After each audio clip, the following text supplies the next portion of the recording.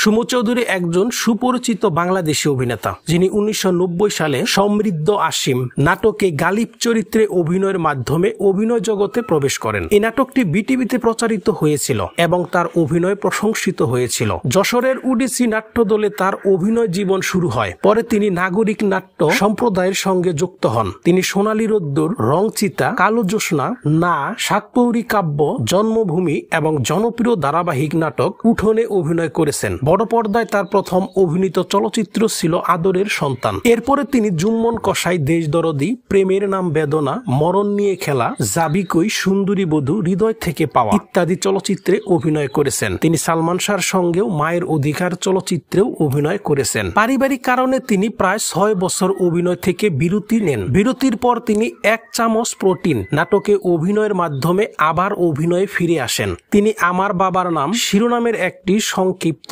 চলচ্চিত্রে মুক্তিযোদ্ধা আলকার বাবার চরিত্রে অভিনয় করেছেন, যা বঙ্গবন্ধুর উপর ভিত্তি করে তৈরি। সাম্প্রতিক সময় তিনি আমি মানুষ, ঘর জামাই, জিন্দাবাহার, লোহার চুরি এবং খানবাড়ি বাড়াবাড়ি নাটকে অভিনয় করেছেন। তিনি জগন্নাথ বিশ্ববিদ্যালয়ের সমাজ বিজ্ঞান বিভাগের ছাত্র ছিলেন। যশোরে উটিচি নাট্য দলে তার অভিনয় জীবন শুরু হয়। পরে তিনি নাগরিক নাট্য সম্প্রদায়ের সঙ্গে যুক্ত হন। তার দীর্ঘ অভিনয় জীবনে তিনি দর্শকদের অগাধ ভালোবাসা ও শ্রদ্ধা পেয়েছেন, যা তিনি তার জীবনের একটি বড় অর্জন হিসাবে গণ্য করেন। তবে একজন অভিনেতা হিসাবে তিনি আরো চ্যালেঞ্জিং চরিত্রে অভিনয় করতে ইচ্ছুক, যাতে তিনি নিজেকে নতুনভাবে উপস্থাপন করতে পারে।